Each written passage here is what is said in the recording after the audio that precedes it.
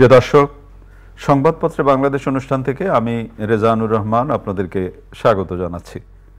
বিভিন্ন জাতীয় দৈনিকে প্রকাশিত খবরের বিশ্লেষণ নিয়ে আমাদের আজকের এই অনুষ্ঠানে অতিথি হিসেবে উপস্থিত আছেন ডিবিসি টেলিভিশনের চেয়ারম্যান, ডেইলি অবজারভারের সম্পাদক, বিশিষ্ট সাংবাদিক ইকবাল সুবহান চৌধুরী। স্বাগত আপনাকে অনুষ্ঠানে। পত্রপত্রিকায় প্রকাশিত কয়েকটা গুরুত্বপূর্ণ শিরোনাম আমি আপনাকে একটু পড়ে শোনাই, তারপর আমরা আলোচনায় যেতে চাই। প্রথম আলো, সুধী সমাবেশে প্রধানমন্ত্রী, পদ্মা সেতুর জন্য বাংলাদেশ বিশ্বে সম্মান পেয়েছে।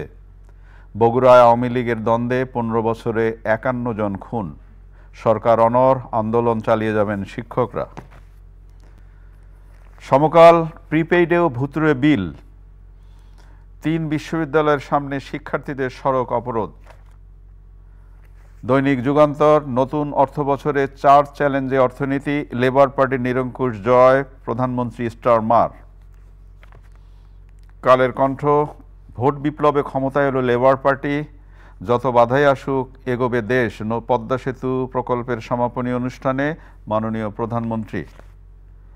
দৈনিক ইত্তেফাক, 14 বছর পর ক্ষমতায় লেবার পার্টি, প্রধানমন্ত্রী স্টার মার। চলতি মাসের শেষ ভাগে মধ্যবয়াতি বন্যার আশঙ্কা। বাংলাদেশ প্রতিদিন, ব্রিটেনে ভোটে বাংলাদেশিদের বাজিমাত, যত বাধাই আসুক অপ্রতিরোধ্য গতিতে এগোবে বাংলাদেশ, মাননীয় প্রধানমন্ত্রী বলেছেন। মানব জমিন, স্টার মার্ক সুনামি, দাবার বোর্ডেই মৃত্যুর কোলে ঢলে পড়লেন গ্র্যান্ডমাস্টার জিয়া।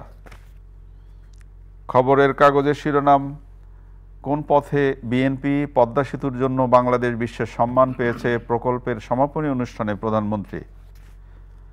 সময়ের আলো, 2039 কোটি লোপাট, পদ্মা সেতুতে বিশ্বে সম্মান বেড়েছে বাংলাদেশের।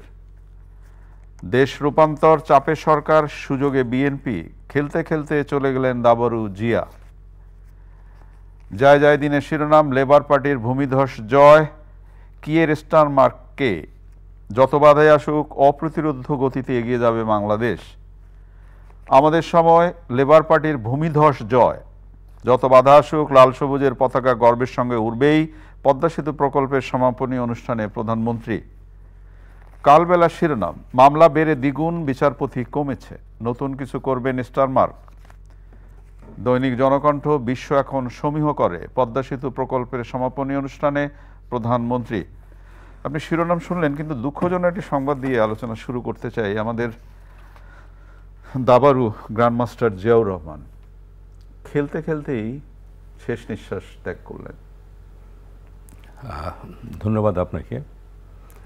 এটা শোকের সংবাদ, তবে অনেক শোকের সংবাদ কিন্তু মানুষকে বিস্মিত করে, আলোড়িত করে, আন্দোলিত করে। মানে মৃত্যু সত্য, অমোঘ, এবং এটা হবেই, কিন্তু এই মৃত্যু। হ্যাঁ, এবং আমি মনে করি একদিক দিয়ে এত শান্তির মৃত্যু, এবং যে দাবাড়ু হিসাবে তার যে খ্যাতি, সেই দাবা খেলতেই খেলতেই তিনি মারা গেলেন। আল্লাহ তাকে ক্ষমা করুন এবং বেহেশতে নাসিব করুন।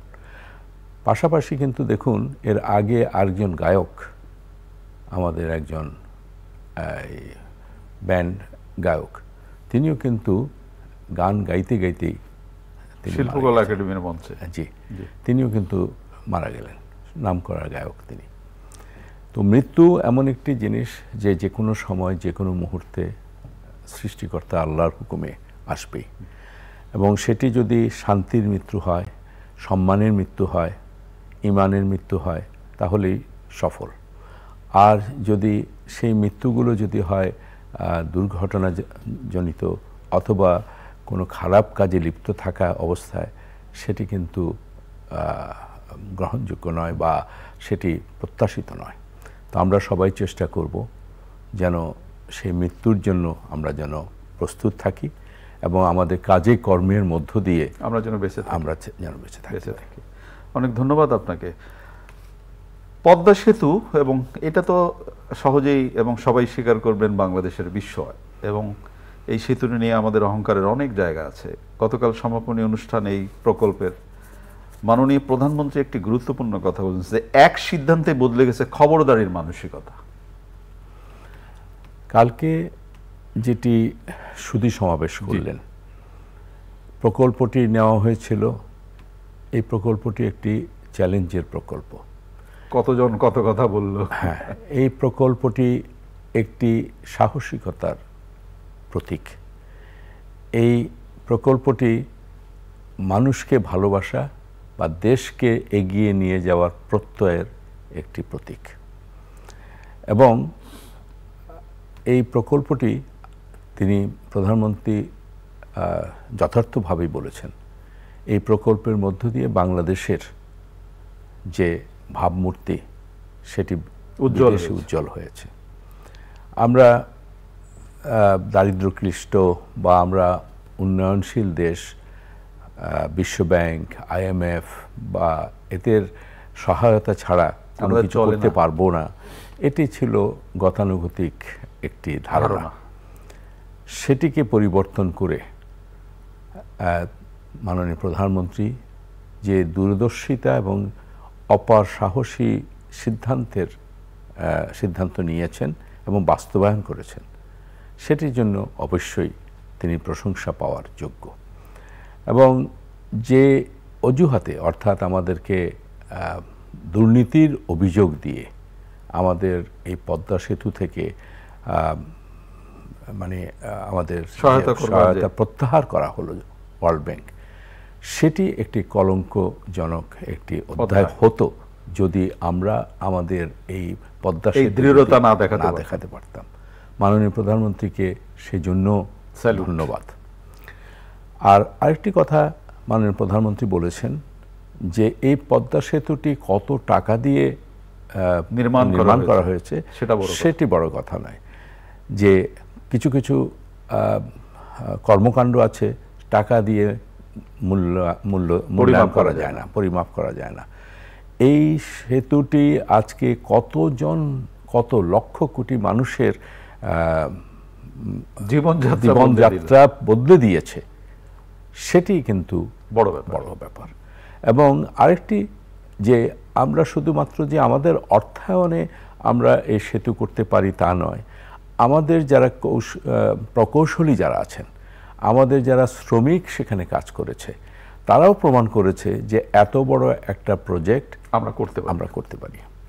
যেভাবে আমাদের জাতির পিতা দেখিয়েছেন যে দেশ স্বাধীন করা যায় যদি সেই প্রত্যয় থাকে, আবার প্রধানমন্ত্রী তারই কন্যা তিনিও প্রমাণ করেছেন যদি সাহস থাকে, আন্তরিকতা থাকে এবং প্রত্যয় থাকে, তাহলে এই ধরনের বড় প্রজেক্টও নিজের অর্থায়নে এবং নিজের প্রয়াসে করা সম্ভব। এই দুটি ঘটনা প্রমাণ করে যে বাংলাদেশের জনগণকে আমাদের জাতির পিতার ভাষায় বলতে হয় যে দাবায় রাখা যায় না। অনেক ধন্যবাদ আপনাকে। ব্রিটেনের নির্বাচনে লেবার পার্টির জয় স্টার মার্ক সুনামি বলা হচ্ছে, কেউ কেউ কোনো পত্রিকা স্টার মার্ক সুনামি হিসেবে অভিহিত করেছে। আরও আনন্দের খবর যেটা হলো যে বাংলাদেশি বংশোদ্ভূত প্রার্থীদের জয়, বিশেষ করে টিউলিপ সিদ্দিকী সহ 4 নারীর জয়, তো এটা দেখে বাংলাদেশকে তো উচ্চকিত করে। দেখুন, ব্রিটেনের এই নির্বাচনটি দুটি বৈশিষ্ট্য আছে আমি মনে করি। একটি বৈশিষ্ট্য হলো যে ব্রিটেনের জনগণ তারা নির্ধারণ করে কে রাষ্ট্র পরিচালনা করবে। প্রায় 15 বছরের মতো, 14-15 বছরের মতো কনজারভেটিভ তারা ক্ষমতায় ছিলেন। এবং যিনি সর্বশেষ আমাদের ব্রিটেনের প্রধানমন্ত্রী সুনাক, তিনি কিন্তু এই ভারতীয় বংশোদ্ভূত এবং প্রথমবারের মতো ব্রিটেনের বাইরে মানে নন হোয়াইট যাকে বলে প্রধানমন্ত্রী হয়েছিলেন। এবং আজকে দেখুন, এই নির্বাচনের আগেই কিন্তু যে জরিপটি হয়েছিল সেই জরিপ কিন্তু তারা মেনে নিয়েছেন। অর্থাৎ সরকারে থাকাকালীন অবস্থায় কিন্তু তারা এই জনগণের যে পরিবর্তনের যে ম্যান্ডেট সেটি তারা ধারণা করেছেন এবং তারা এটা মেনে নিয়েছেন তারা নির্বাচনের আগেও। শুধু চেষ্টা করেছেন যে নির্বাচনের আগে যেন প্রকাশ করে না। হ্যাঁ, এবং এত বড় পরাজয়টা যেন না হয়, এটা তারা চেষ্টা করেছেন। এটি একটি বড় বৈশিষ্ট্য। দ্বিতীয় হলো যে সেখানে জনগণ তারা পরিবর্তন চেয়েছে এবং সেই পরিবর্তনটি এই নির্বাচনের মধ্য দিয়ে সেটি প্রকাশ পেল। আর আপনি যেটা বললেন, আমাদের এবারে শুধু আমাদের বাংলাদেশের নয়, সেখানে যারা অভিবাসী যারা থাকেন তাদের অনেকেই নির্বাচনে অংশগ্রহণ করেছেন। আমাদের যে 4 জন আলোকিত মহিলা, তারা কিন্তু এর আগেও কয়েকবার, 3বার 4বার, কেউ 5বার, হ্যাঁ, তারা নির্বাচিত হয়েছেন। রওশন আলী, টিউলিপ এবং আরও যারা, তারা নির্বাচিত হয়ে প্রমাণ করেছেন যে তারা তাদের নিজের দক্ষতায় তারা জনপ্রিয় এবং তারা জনপ্রিয়তার মানদণ্ডে তারা কিন্তু নির্বাচিত হয়েছেন। এবং লেবার পার্টি যেহেতু আজকে সরকার গঠন করতে যাচ্ছে, আমরা আশা করব যে আমাদের এই আলোকিত মহিলারা তারা দায়িত্ব পাবেন লন্ডনে। তাদের প্রতি আমাদের অগ্রিম শুভেচ্ছা এবং অভিনন্দন রইল। এইখানে কি আরেকটি বিষয় হয়, যেমন যেটা খুব আশার আলো দেখায়, যে নির্বাচনের সাথে সাথেই যিনি জিতলেন তাকে পরাজিত প্রার্থীর সাথে সাথেই তাকে অভিনন্দন জানালেন। এই যে সংস্কৃতি, এই সংস্কৃতি তো বেশ আলো ছড়ায় না। এটাই তো গণতন্ত্রের নিয়ম। যে আমি তো বললাম যে প্রধানমন্ত্রী সুনাক তিনি কিন্তু নির্বাচনে পরাজিত হচ্ছেন, এটা কিন্তু তারা জেনেছেন এবং সেটা মেনে নিয়েই কিন্তু এই নির্বাচনে তারা অংশগ্রহণ করেছেন। নির্বাচনকে প্রভাবিত করার কোনো প্রচেষ্টা তাদের ছিল না এবং নির্বাচন যেন সুষ্ঠুভাবে হয় সেটি তারা করেছেন এবং তারা এখন চেষ্টা করছেন দলকে আবার সংগঠিত করে। এবং প্রধানমন্ত্রী সুনাক তিনি বলেছেন এই পরাজয়ের পুরো দায়িত্ব, এবং উনি পদত্যাগ করেছেন এবং পুরো দায়িত্ব তার, এটিও তিনি স্বীকার করেছেন। আমাদের গণতন্ত্রতে যদি এই শিষ্টাচার আসে, আমরা ভাগ্যবান। এই যে ভালো দিকটা, সেই ভালো দিকটা বোধ করি আমরা তো ভালো দিকটাই তো গ্রহণ করা উচিত। অনেক ধন্যবাদ আপনাকে। গত 1 সপ্তাহের বেশি সময় ধরে শিক্ষাঙ্গন বেশ অস্থির হয়ে আছে। শিক্ষকরা মাঠে নেমেছেন এবং ছাত্রছাত্রীরাও কোটা বিরোধী আন্দোলনে মাঠে নেমেছেন। এখন পর্যন্ত সরকারি পর্যায়ে কোনো ধরনের ইঙ্গিত বা কোনো ধরনের প্রচেষ্টা লক্ষ্য করা যায়নি, যদিও সেতুমন্ত্রী বৈঠকে বসবেন বলে শিক্ষকদের সাথে আভাস পাওয়া গিয়েছিল, সেটাও হয়নি। কি মনে হচ্ছে আপনার যে কোথায় যাবে এই আন্দোলন? প্রথম প্রশ্ন হলো যে আমাদের যে পাবলিক ইউনিভার্সিটিগুলো আছে, মানে সরকারি ইউনিভার্সিটিগুলো, সেখানকার যারা শিক্ষক তারা আজকে আন্দোলন করছেন এবং তাদের এই আন্দোলনের যৌক্তিকতাও তারা তুলে ধরেছেন। আবার সরকারের পক্ষ থেকে যে পেনশন স্কিম, প্রত্যয় স্কিম, সেটি সম্পর্কেও যৌক্তিকতা সরকারের পক্ষ থেকে বলা হয়েছে। প্রথম প্রশ্ন হলো যে তারা আন্দোলনে যাচ্ছেন, যাওয়ার আগে কিন্তু অনেকগুলো ছোট ছোট কর্মসূচি তারা করেছেন। আমি মনে করি যে ডায়ালগ, মানে অর্থাৎ আলোচনার কোনো বিকল্প নেই। সরকারের পক্ষ থেকেও আলোচনা করতে হবে, বিশ্ববিদ্যালয়ের শিক্ষকদের পক্ষ থেকেও কিন্তু আন্দোলন করতে হবে। কারণ সরকার যদি অনড় হয়ে বসে থাকেন তাহলে বিশ্ববিদ্যালয় অচল থাকবে। আবার বিশ্ববিদ্যালয়ের শিক্ষকরাও যদি তাদের দাবিতে যদি অনড় হয়ে থাকেন তাহলে কিন্তু বিশ্ববিদ্যালয়ের পাঠক্রম সেটিও কিন্তু বাধাগ্রস্ত হবে, শিক্ষার্থীরা তারা কিন্তু ক্ষতিগ্রস্ত হবে। এটি কিন্তু আমাদের জন্য কাম্য নয়। তাই আমি মনে করি যে আলোচনা এবং সেই আলোচনায় মানে মুক্ত মন নিয়ে, যুক্তিকে গ্রহণ করে, বাস্তবতাকে গ্রহণ করে দুই পক্ষই, অর্থাৎ সরকার পক্ষ এবং শিক্ষকদের, আন্দোলনকারী শিক্ষকদের পক্ষ থেকে এই ধরনের মানসিকতা আসা দরকার। এখানে ডিফিট বলে কোনো জিনিস নেই। কে জয় পেলাম, কে দাবি আদায় করলাম আর কে দাবি আদায় মানে তারা আদায় করে নিল, এর মধ্যে কিন্তু পরাজয়ের কিছু নেই। আমি মনে করি সরকারের পক্ষ থেকে এবং শিক্ষকদের পক্ষ থেকে তেমন একটি পরিবেশ নেওয়া দরকার। পাশাপাশি যে কোটা সিস্টেম যেটি হয়েছে সেটি নিয়েও কিন্তু আজকে আন্দোলন হচ্ছে। আমি মনে করি সেখানেও যে এই আন্দোলন যেন একটা সর্বাত্মক রূপ না নিতে পারে এবং এটা যেন আমাদের নতুন প্রজন্মকে এবং আমাদের বিশ্ববিদ্যালয়েও কিন্তু এখন সেই আন্দোলন ছড়িয়ে পড়ছে। সেটি যদি হয় তাহলে আমাদের একদিকে শিক্ষকদের আন্দোলন, একদিকে শিক্ষার্থীদের আন্দোলন, কোটা বিরোধী, এই নিয়ে কিন্তু সারা দেশ কিন্তু একটি অস্থিরতার দিকে যাবে। আবার পাশাপাশি এটাও সরকারকে দেখতে হবে যে যারা সুযোগ সন্ধানী তারা কিন্তু ঘোলা পানিতে, এই সুযোগ, হ্যাঁ, ঘোলা পানিতে মাছ শিকার করার তারা সুযোগ নেওয়ার চেষ্টা করবে।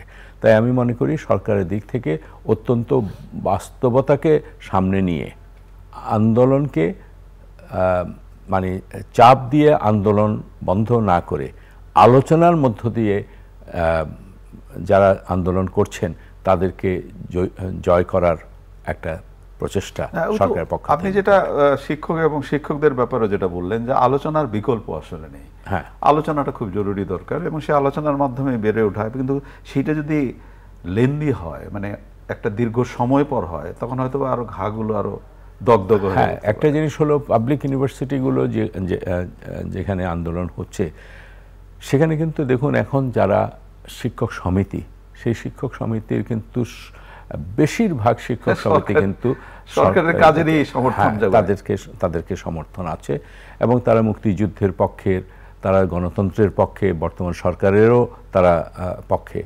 সেখানে কিন্তু যদি এই অনুসারীরা যদি কোনোভাবে তাদের মনে আঘাত আসে, সেটা কিন্তু সরকার এবং দলের জন্যও কিন্তু ভালো হবে না।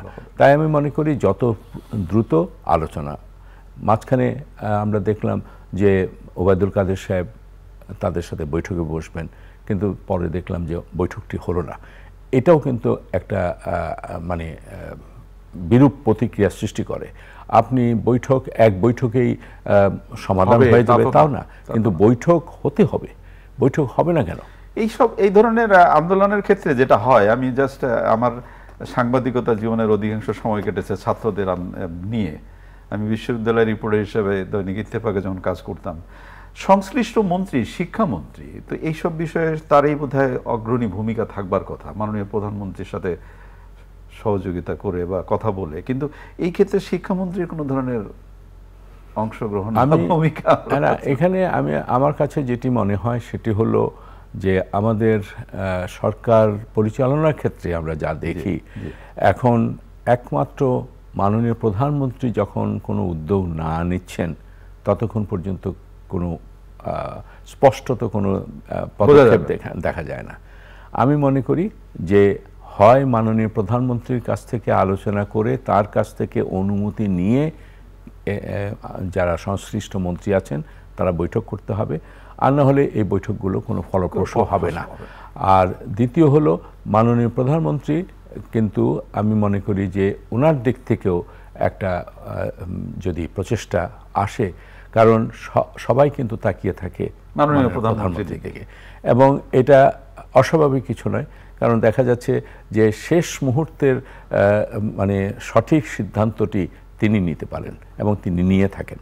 তো সেখানে মাননীয় প্রধানমন্ত্রী যদি তিনি হয়তো, যেহেতু তিনি চলে যাচ্ছেন, চীন সফরে চলে যাবেন, এখন চীন সফরে যাওয়ার আগ পর্যন্ত যদি কোনো আলোচনা হতে পারে, হয়তো হতে পারে, অথবা উনি আসার পরে। তবে আমি মনে করি যে এই মানে সংকট আমার মনে হয় না যে প্রধানমন্ত্রীর হস্তক্ষেপ ছাড়া সমাধান হবে বলে আমি মনে করি না। বন্যার আগাম পূর্বাভাস পাওয়া যাচ্ছে এখানে, যেন আজকে যেমন হয়েছে সিলেটে লুকোচুরি খেলছে বন্যা, কখন পানি কমে। জামালপুরে 26টি মানে স্কুল বন্ধ, গাইবান্ধায় বিশুদ্ধ পানির সংকট এবং কুড়িগ্রামে ব্যাপক দুর্ভোগ বানভাসীর, টাঙ্গাইলে ভাঙন দেখা দিয়েছে। কিন্তু এই যে বন্যার সতর্কতা বা বন্যার সতর্কীকরণ, আমি একটু বোকার মতো হয়ে যায় কিনা প্রশ্নটা। যেমন একসময় বন্যা বা ঝড়োচ্ছ্বাস দুর্বিপাকে সাধারণ মানুষের অংশগ্রহণ এবং বিশেষ করে যারা উচ্চবিত্ত তাদের অংশগ্রহণ, ওই কবলিত মানুষদের পাশে দাঁড়াবার, সেটা কি এখন লক্ষণীয় হয়? বন্যার দুটি দিক আছে, একটি হলো দুর্ভোগের দিক, আরেকটি হলো মানবিকতার প্রকাশ। দুর্ভোগ সেটি তো সেই এলাকার মানুষ দুর্ভোগের মধ্যেই আছেন, এবং সিলেট থেকে শুরু করে জামালপুর, আপনি বললেন কুড়িগ্রাম, টাঙ্গাইল, বিভিন্ন জায়গায় বাঁধ ভেঙে যাচ্ছে, সেখানেও কিন্তু দুর্ভোগ সৃষ্টি হয়েছে। আমার ফেনী এলাকাতেও কিন্তু বাঁধ ভেঙে যাওয়ায় সেখানেও দুর্ভোগ সৃষ্টি হয়েছে। এই দুর্ভোগের দিকটি কেন হচ্ছে সেটি যারা দায়িত্বপ্রাপ্ত তাদেরকে দেখতে হবে। আরেকটি যেটি হলো যে দুর্ভোগের লাঘবের জন্য মানুষের পাশে দাঁড়ার মানবিক সেটি যদি হয়, তাহলে এই দুর্ভোগের মধ্যেও যারা ভুক্তভোগী তারা কিছু বাঁচার আশা পাবে। অনেক ধন্যবাদ আপনাকে। প্রিয় দর্শক, আমরা যে বিষয়গুলো নিয়ে কথা বললাম আপনারা সে শুনলেন। ভালো থাকবেন। আগামীকাল নিশ্চয়ই আবার কথা হবে। খোদা হাফেজ।